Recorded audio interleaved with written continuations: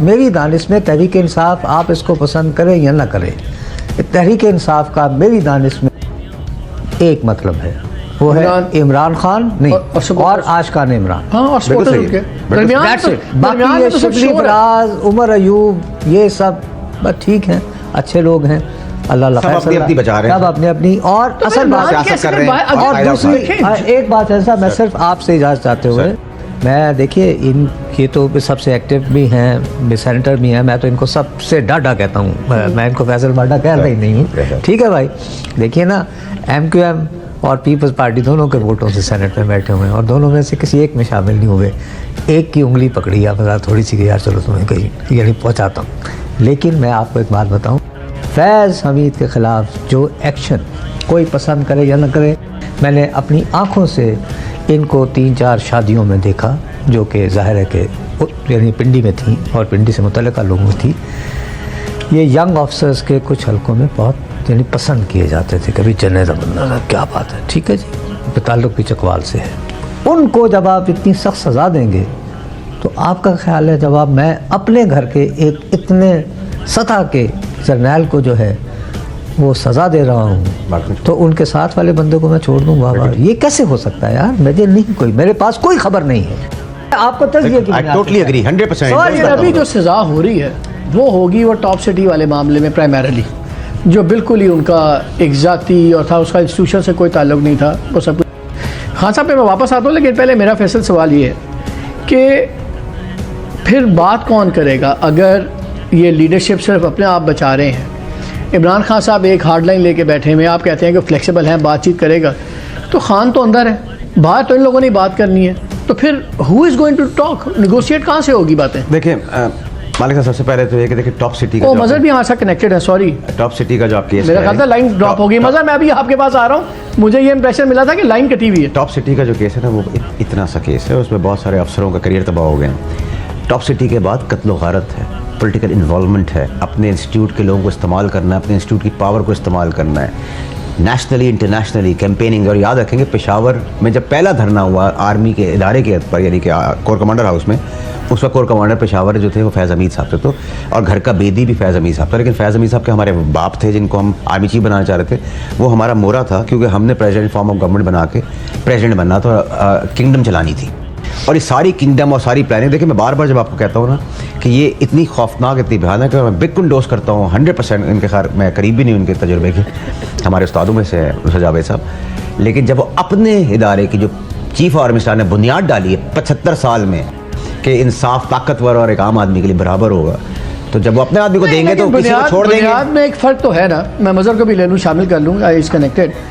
मज़हर अभी तक जितने चार्जेस लगे हैं जनरल फैज़ हमीद पे पोस्ट रिटायरमेंट के हैं, ये भी गलत नहीं, जो मैं प्रेस रिलीज़ की बात कर रहा हूँ, मैं कल को क्या होता है हमें नहीं पता, मैं तो अभी तक जो ऑफिशियल वर्जन है उस पर बात कर रहा हूँ कि पोस्ट रिटायरमेंट उन्होंने ये किया, दो हिस्से हैं यार प्रेस रिलीज के, जो पहला जो है वो प्री भी है, तो वरना टॉप सिटी कैसे आ गया? वो टॉप सिटी सुप्रीम कोर्ट पे डाला गया कि सुप्रीम कोर्ट ने ऑर्डर दिया था, उसके बाद हमने इन्वेस्टिगेट किया और फिर और बाकी सारा पोस्ट रिटायरमेंट पे है। मैं सिर्फ ये कह रहा हूँ कि अगर कोई भी निगोशिएशन होनी है मज़हर, तो मिलिट्री ट्रायल इसमें बड़ा इंपॉर्टेंट एक चीज़ है। माजी में हमने देखा जब डिफरेंट प्राइम मिनिस्टर्स रगड़े गए, उनको सिविलियन कोर्ट्स के थ्रू रगड़ा गया। सुप्रीम कोर्ट ने निकाला नवाज शरीफ साहब को, सुप्रीम कोर्ट ने फारिग किया इनको गिलानी साहब को, सुप्रीम कोर्ट ने फांसी लगाया भुट्टो साहब को। There was always a civilian facade. ये पहली दफ़ा होगा कि अगर ये ट्रायल चलता है और मिलिट्री कोर्ट में चल के सज़ा होती है तो इंस्टीट्यूशन पूरा बोझ अपने पे लेगा, बिकॉज फिर प्रोसिक्यूशन का भी, एविडेंस का भी, सज़ा का भी सारा बोझ बढ़ता है। कल को बीच में फिग लीफ ख़त्म हो जाएगा एक पॉलिटिकल फसाड। क्या इससे पहले जो मैं plan A plan B share कर रहा था, बातें शेयर कर रहा था, एक भरपूर कोशिश नहीं होगी कि किसी किस्म की एक सेटलमेंट हो जाए इमरान खान साहब के साथ और ये एक्सट्रीम स्टेप हमें ना लेना पड़े?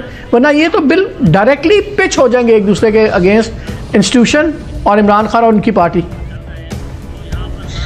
देखिए मालिक, मुझे ये लग रहा है कि जो अगर आप ISPR की प्रेस रिलीज का जायज़ा लें तो जो 9 मई के हवाले से है वो मुझे, और उस वक्त जब पहली मरतबा मैंने ये देखा तो उसी वक्त मैंने ये कहा था कि 9 मई को एज एन ऑप्शन रखा गया। एग्जैक्टली यानी ऑप्शन ये कि उन्होंने उसको खुला रखा 9 मई डायरेक्टली।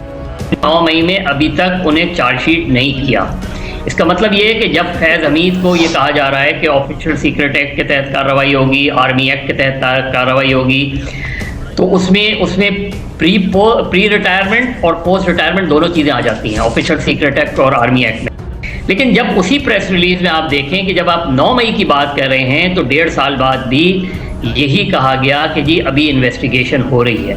और वो एक ऐसी बारीक लाइन है जो मेरे नुक्ते नज़र से शायद एक ऑप्शन खुला रखा गया है कि हो सकता है इमरान खान माफ़ी मांग ले, हो सकता है PTI माफ़ी मांग ले, तो वहाँ यही तो मैं बात कर रहा था मज़हर कि ये इन्वेस्टिगेशन अगर 1 साल 7 महीने चल सकती है तो 1 साल 7 महीने और भी चल सकती है। बिस्मिल्लाहिर्रहमानिर्रहीम। अस्सलाम वालेकुम दोस्तों, वीडियो का ये पार्ट बिल्कुल भी मिस ना कीजिएगा। यहाँ पर बहुत अच्छी इन्फॉर्मेशन मैंने आपको दी है। ये वीडियो दरअसल एक दिन पहले की है जहाँ पर दोस्तों बैरिस्टर गौहर और फैसल वावड़ा एक दूसरे को गले मिल रहे हैं।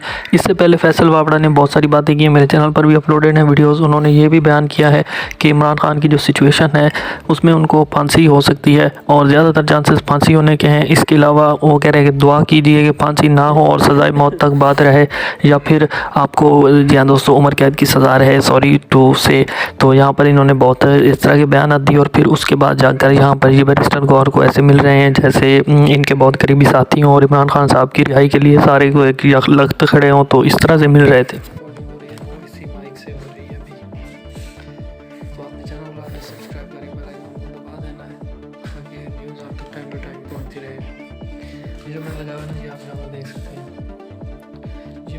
M1 माइक है, अगर आप लोगों में से किसी ने काम करना हो तो आप लोग ले सकते हैं। ये मैंने लिया था 2022 में।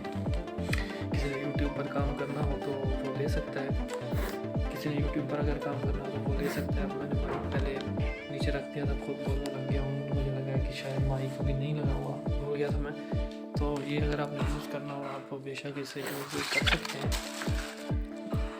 ये मैंने तकरीबन 2022 में लिया था। इसकी तब कीमत थी 350 थी मेरे ख्याल से, फिर 450 रुपये। तो ये हमने फिर लिया था। ये इनमें मेरे ख्याल से ये असली नहीं आ रहे थे ना, अभी भी असली जो है ना वो किसी अच्छी मतलब के शहर में आप जाए ना तो जो प्लाजे होते हैं वहाँ पर शायद इसकी कोई ओरिजिनल चीज़ मिले, अदरवाइज़ ये ना ओरिजिनल नहीं मिलते हैं। तो तब भी मुझे ये ओरिजिनल नहीं मिले थे, तभी सेकेंड हैंड ही थे। और जो मुझे सेकेंड हैंड सॉरी कह रहा हूँ, थोड़े मतलब कि ना पायरेटेड जिस तरह से होते हैं ना, ये वो पायरेटेड ही थे जो मुझे तब मिले थे ना। तो इस वजह से ना तकरीबन इनकी कीमत जो अच्छे वाला अगर आप लेना चाहें ना वो होगा 1000 के, अपना 3000 के आगे पीछे ज़रूर होगा वो। इतनी कीमत में ज़रूर मिलेगा आपको, इससे कम मुझे नहीं लगता कि मिलेगा, ठीक है ना। तो अगर आपने लेना हो तो आप हमेशा को ट्राई कर सकते हैं उसे। मेरा बैग यहीं पड़ा था, एक मिनट में बैग अपना ले आता हूँ। तो आप तक शायद आवाज़ आ रही होगी, अगर नहीं आ रही तो भी कोई मसला नहीं है, क्योंकि मुझे पता है कि 99.99% व्यूअर्स ने यहाँ से वीडियो देखना छोड़ दी होगी, क्योंकि ये दुनिया है मतलब की।